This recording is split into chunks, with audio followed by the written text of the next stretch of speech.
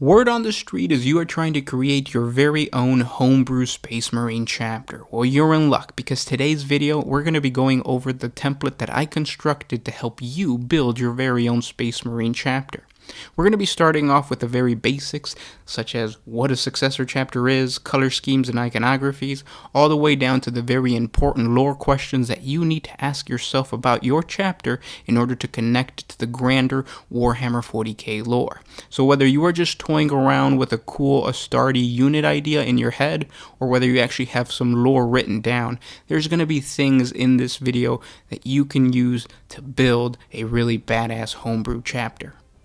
First, let me address all the newbies in the audience. If you just started playing Warhammer 40K and you're going to create your own chapter, you have some balls. When I was younger, I did not have the courage to leave the Codex, which is why I ended up playing the Space Wolves, a name chapter. The fact that you're ready to venture out is awesome, but there is some basic criteria about a successor chapter that you need to understand before you go off creating your own. Let me give you a quick crash course. Back when the Emperor of Mankind still walked amongst humanity, he created 20 superhuman beings that were going to act as his generals on a crusade to unify the ancient, scattered human civilizations of the Milky Way galaxy. This crusade would become known as the Great Crusade, and these generals, the Primarchs. What made these Primarchs unique is that they each had command of their own Space Marine Legion, and each battle brother of this legion held the gene seed of their respected Primarch. The gene seeds held the essence of the Primarch, in the way they waged war, their appearance, their temperament, and their beliefs, all built into this gene seed. This lineage would affect and develop differently in each battle brother. Eventually, in the Grander Imperium, tragedy struck, as nearly half of the Primarchs betrayed the Emperor of Mankind, in what became known as the Horus Heresy. Luckily, the Emperor and his loyalist sons defeated the traitors and the forces of chaos. Unfortunately, the Primarchs eventually realized that the first founding legions were too large and powerful to be left as is. Led by Primarch Guilliman, the Space Marine legions were broken up into smaller factions known as successor chapters in order to prevent any rebellion like the Horus Heresy. And each successor chapter became a unique snapshot of the specific element of the once grand legions. It is from these first founding legions that your successor chapter or your homebrew chapter would descend from. Just so we have an understanding of what each first founding legion was, and not mixing it up with one of the successor chapters that is common within the Codex of the Space Marines, let's look at the first founding legions. Those were the Dark Angels, the Emperor's Children, the Iron Warriors, the White Scars, the Space Wolves, the Imperial Fists, the Night Lords, the Blood Angels, the Iron Hands, the World Eaters, the Ultramarines, the Death Guard, the Thousand Suns, the Luna Wolves, the Word Bearers, the Salamanders, the Raven Guard, the Alpha Legion, and I want you to notice that there are two missing. Those correspond to the two missing Primarchs, and also throw in an extra one, the Grey Knights. The very first successor chapters came from the 9 Space Marine legions that didn't betray the Emperor, and what became known as the Second Founding. From that point forward, whenever the Imperium was in dire need of Space Marines, they would sanction a founding, and thus new Space Marine chapters would be created from some of the battle brothers of either one of the first founding chapters or one of their successors, using the gene seed of their respected Primarch. Now, it's important to note that although a successor chapter carries the same gene seed as their parent, that doesn't mean that the two chapters will be identical. For example, out of the Imperial Fist came the Black Templars and the Crimson Fist, yet all three chapters hold wildly different beliefs, and the way they wage war is completely different. And the reason for this can vary from where the chapter gets its recruits to what the chapter was tasked to accomplish in the first place. And although the second founding was made up of the 9 loyalist legions, that doesn't mean that subsequent foundings didn't use gene seed or battle brothers from the traitor legions, because not all battle brothers betrayed the Emperor, and some went on to fight as Black Shields or were separated from their traitorous Primarch during the heresy. And this might sound heretical, but trust me, I've been reading enough Warhammer 40K lore to know that they specifically write the lore vague enough for you to have the creative freedom to do what you want with your army. So brush off that idea that someone's trying to call you out for lore discrepancy, because odds are that there's some obscure lore in either the video games, the comic books, the novels, or even the Codex that allows you to fit your idea within the grander 40K lore. You just have to be flexible enough to bend your lore.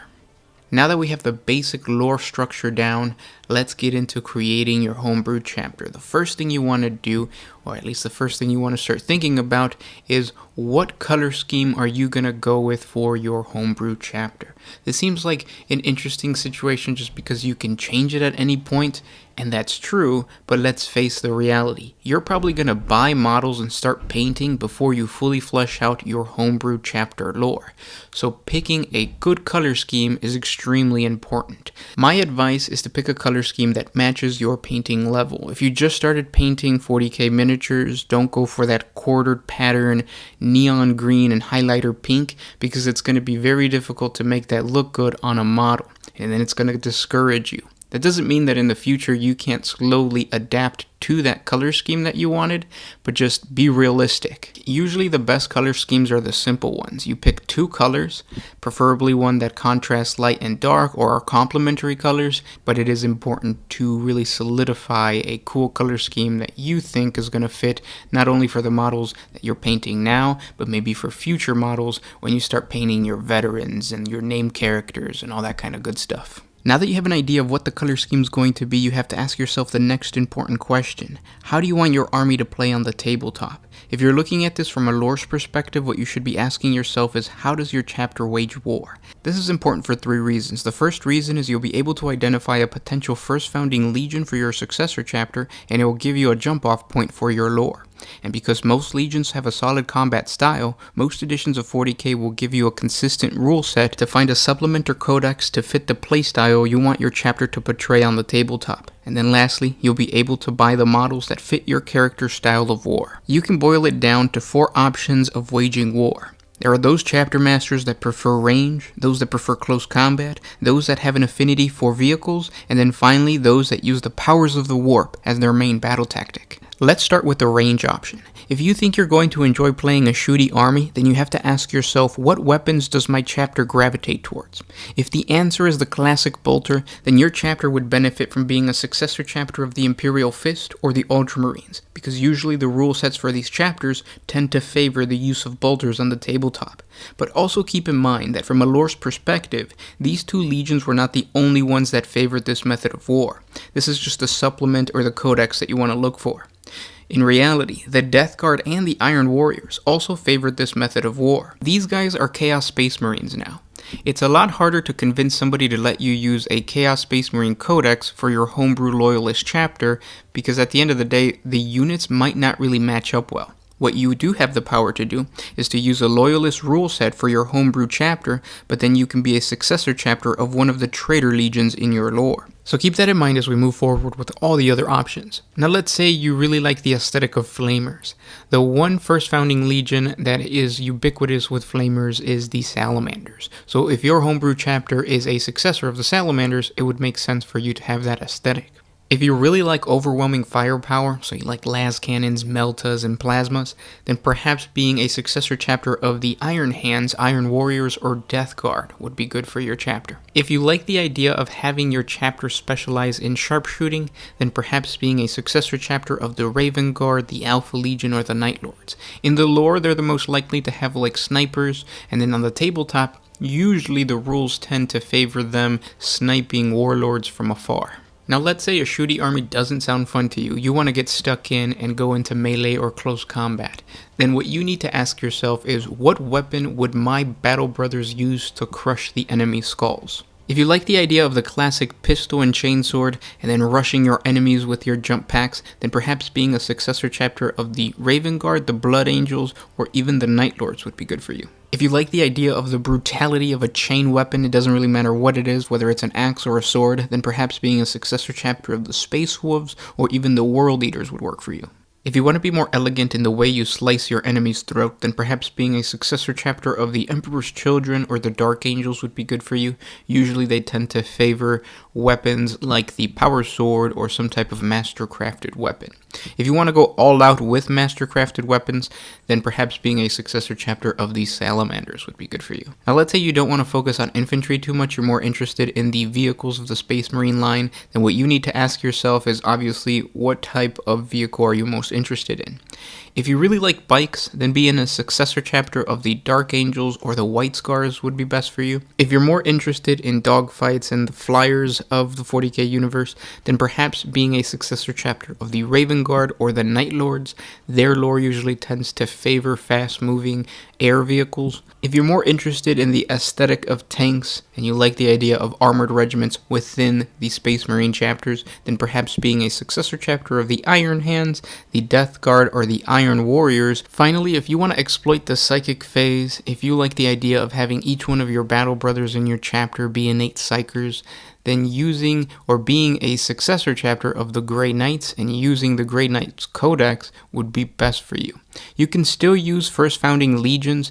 The thing about the First Founding Legions when it comes to psychic abilities is you have the Librarian, you have like the Rune Priests, you have a couple other small psychic units within the other chapter codexes. It's just that nothing's going to focus on the psychic ability like the Grey Knights does.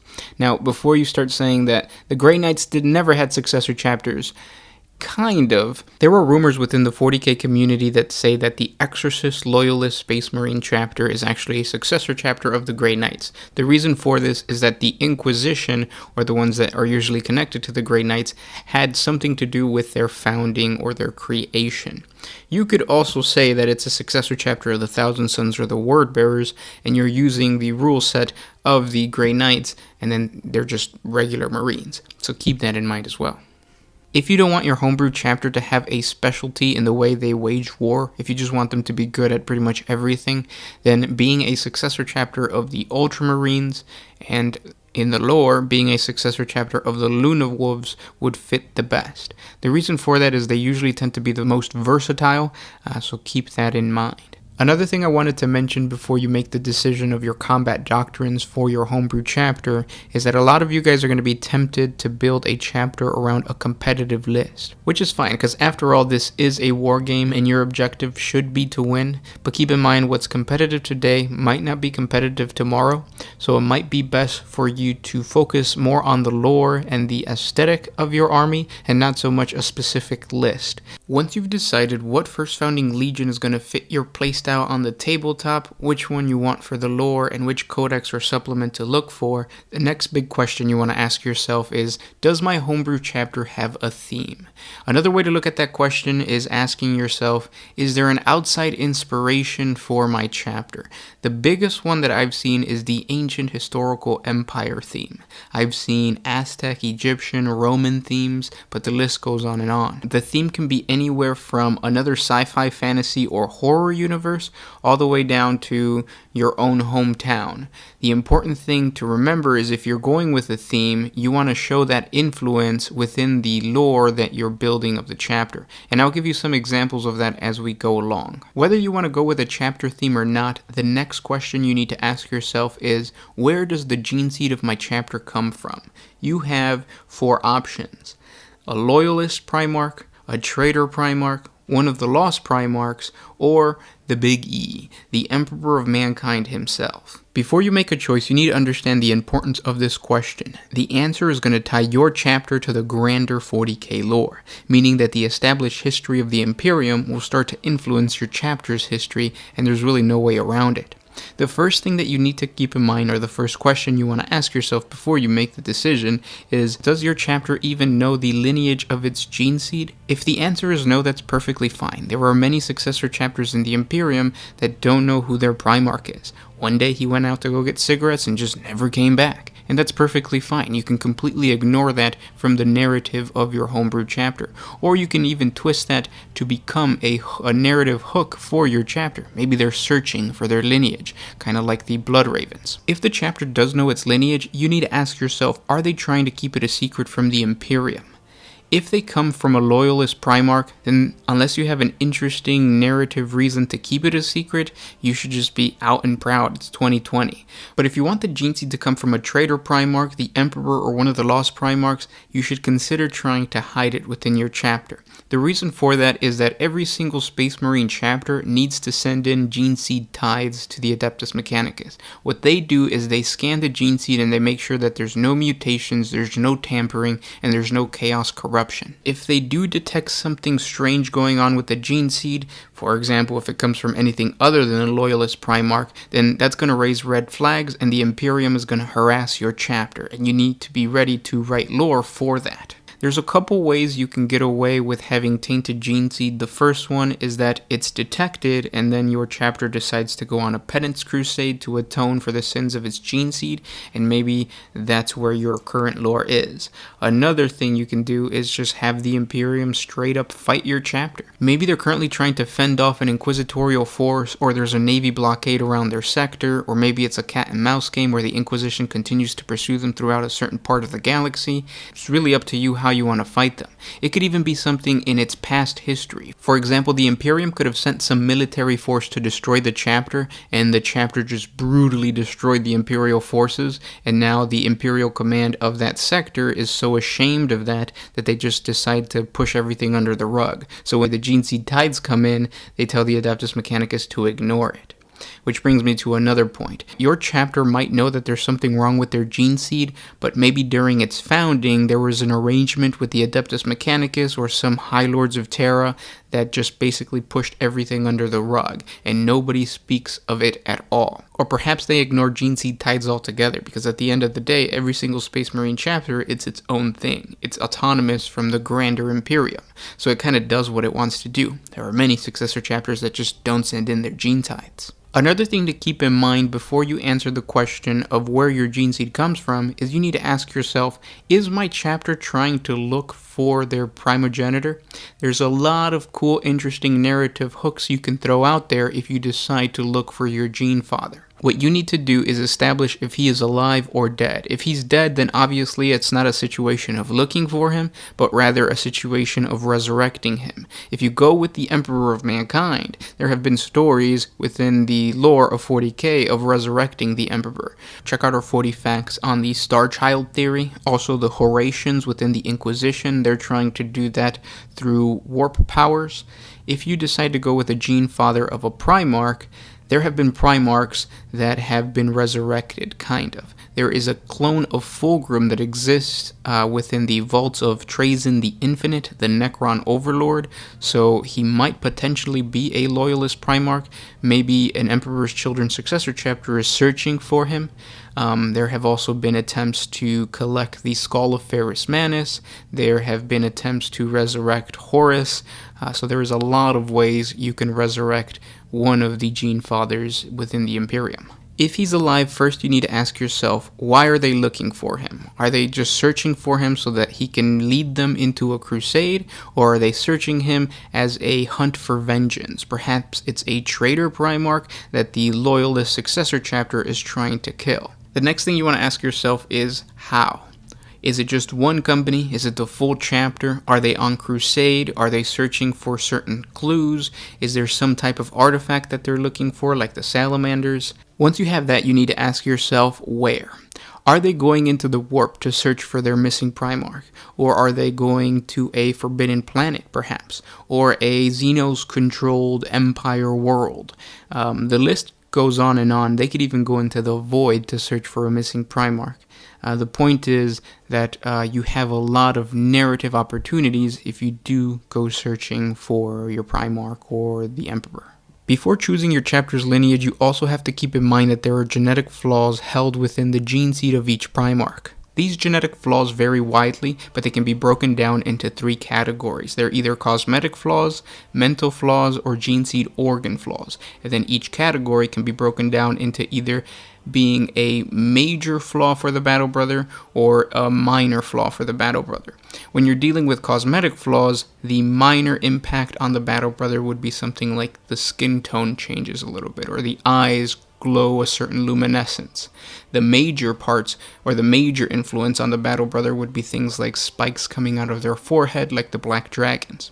When you deal with something like the mental flaws, the minor side of that would be something like the Iron Hands, who have a bit of a body dysmorphia, where they think their flesh is weak and they need to improve in order to strengthen their own body, so they try to go for augmetics.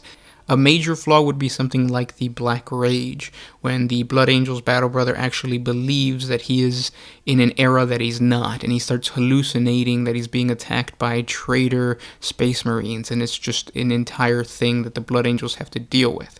When you're dealing with genetic organ flaws, the minor side would be something like spitting fire instead of acid, which is a mutation that was adapted for, I think it was the Firehawks chapter.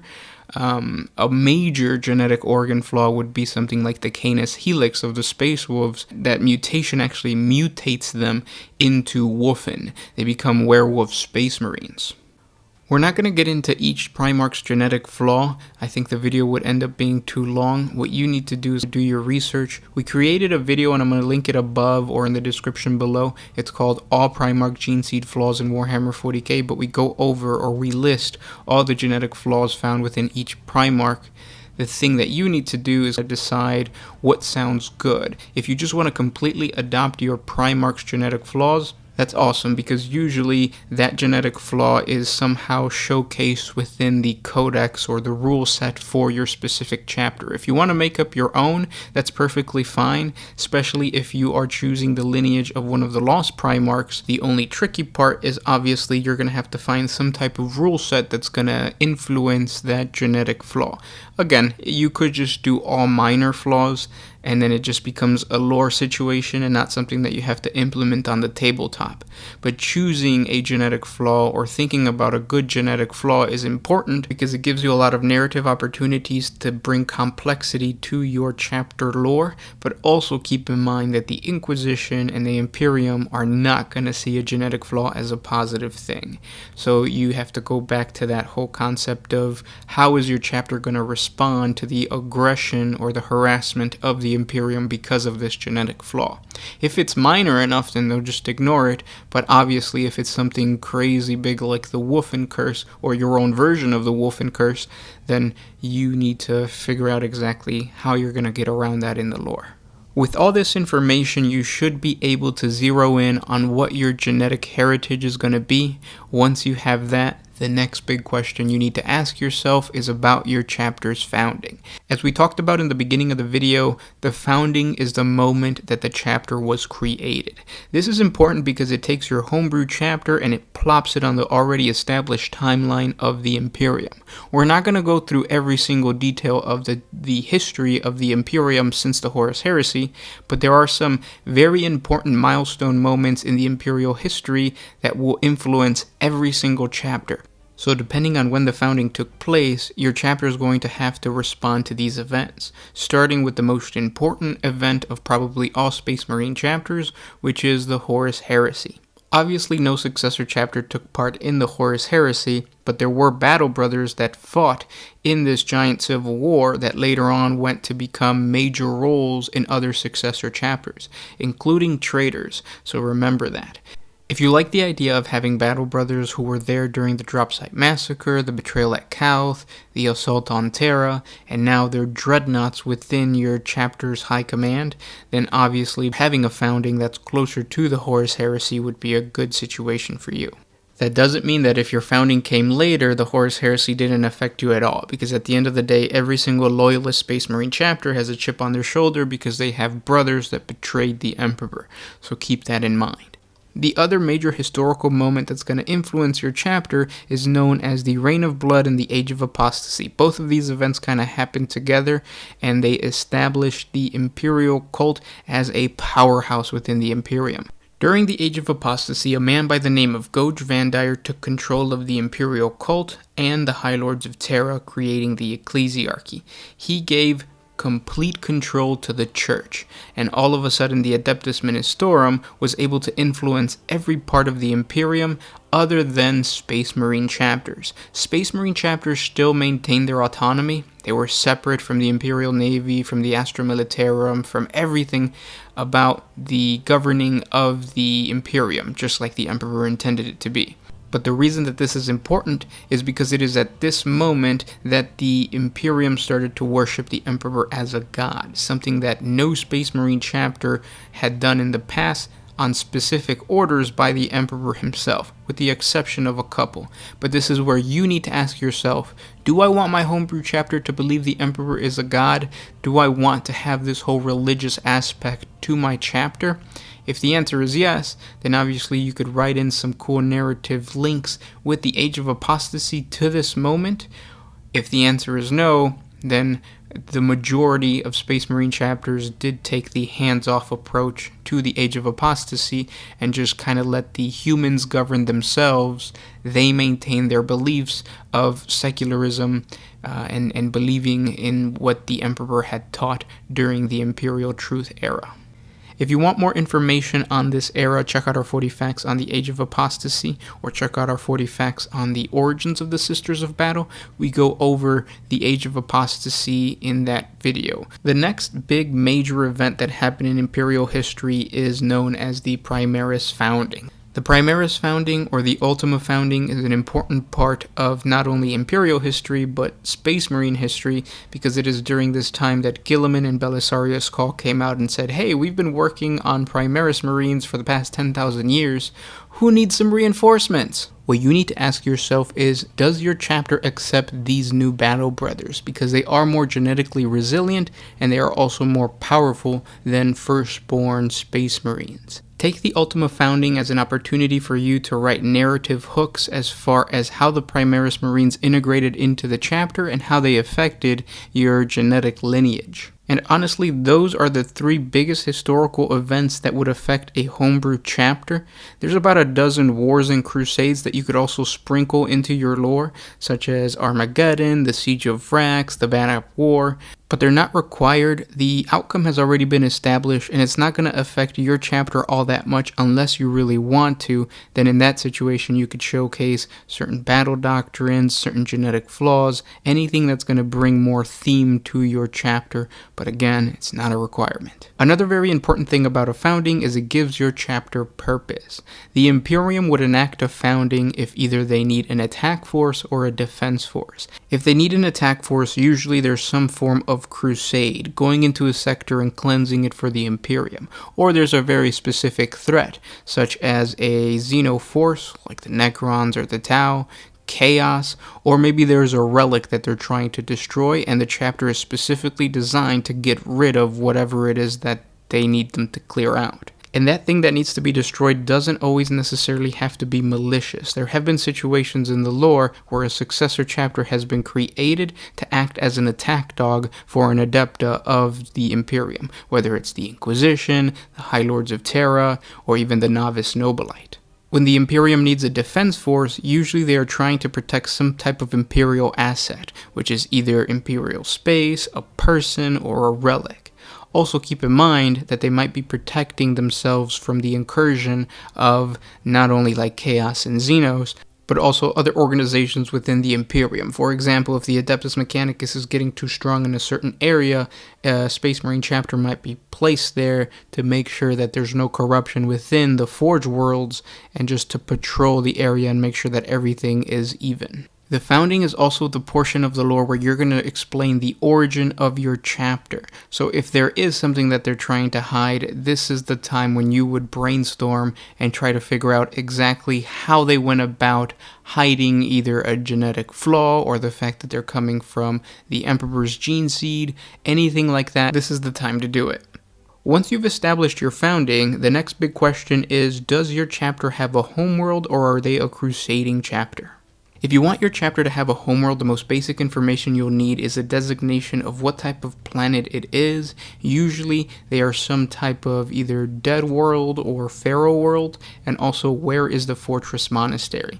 This is a topic that kind of requires a video all on its own, so we have two videos that I'm going to link down in the description below and on the video.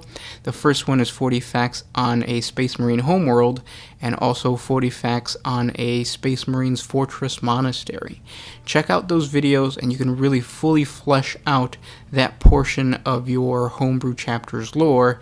It's just a lot and I can't include it in this video. If it's a Crusading chapter, you need to ask yourself why. Sometimes it's because their home planet was destroyed, sometimes they're on the hunt for something, other times it's just a penance crusade. You need to take this as an opportunity to write a narrative reason as to why it's a Crusading chapter. If you're really into Battlefleet Gothic, or you just like the ships in 40K, then this is your opportunity to write down the lore for the fleet. You could be as detailed as you want. I'm going to link down in the description below our 40 facts on battle barges, where it kind of guides you through a battle barge and you get to see the different sections. Also keep in mind that this isn't really going to affect the tabletop all that much. This is all fluff and lore. Regardless of whether you're a Crusading chapter or you have a homeworld, the next big important question you need to ask yourself is, does your chapter have a recruitment world? It might be the same as your home planet, but what is important is you need to find out where your chapter gets its new recruits from. What you want to keep in mind when you're deciding this is that the best Space Marines come from psychopathic children. It sounds really funny, but it's true. This is a topic, again, just like the chapter Homeworld, that requires a video all on its own. We have a 40 facts on the Space Marine recruitment, so check that out. I'm going to link it down in the description below, but the quick synopsis is you need to find out what type of planet it is, preferably a pharaoh planet. Does the chapter favor a certain mutation that is very common within the population, such as a psychic gene or maybe something in their appearance? Depending on how you want to portray the chapter or what theme you're going for, this could be really good for the narrative. Once you have the general concept of the lore written down, you want to move on to the special characters. You want to start up at the very top of the hierarchy, so your chapter masters, your apothecaries, your chaplains, your captains, lieutenants. All of that stuff you're going to find within the supplements and the codex. Depending on which one you use, that may change, which is why I don't want to go into the organization of a specific chapter. Obviously, if you choose Grey Knights, that chapter organization is going to look different than the Space Wolves. And I think Space Marine lore focuses too much on organization, specifically the Codex Astartes. For all those that don't know, the Codex Astartes is basically a set of rules or guidelines that Guilliman came out with during or after the Horus Heresy. He was using them during the Great Crusade, but he was implementing them into successor chapters because he wanted to form a standard Space Marine structure. And whenever I see it within the lore, it's really just to tell me that the chapter doesn't follow the Codex Astartes. Guilliman doesn't even follow the Codex Astartes now that he's alive. I think you can invest more time in other things like developing your homeworld, developing your gene seed flaw, rather than breaking down each individual company. Because realistically, no one is going to collect enough minis to fill a full 10 companies of a chapter. But once you've answered all these questions and you're satisfied with the core structure of your homebrew chapter, one of the last things you want to do is come up with a name and a chapter badge. And obviously this should be something influenced by the lore and history that you just created. Once you've come up with all this information, congratulations, you have created your very own Space Marine homebrew chapter. I hope you found this video helpful. If you guys have any other questions or you want me to go into more detail about anything, use the comment section below, let me know. Also, on top of the fact that I'm going to be down there answering questions, we also have a really good community that will help you build the lore of your chapter. They're all pretty knowledgeable. Again, I hope you found this video helpful, and I will talk to you guys in the comment section. This was Gersh1 with One Mind Syndicate signing out.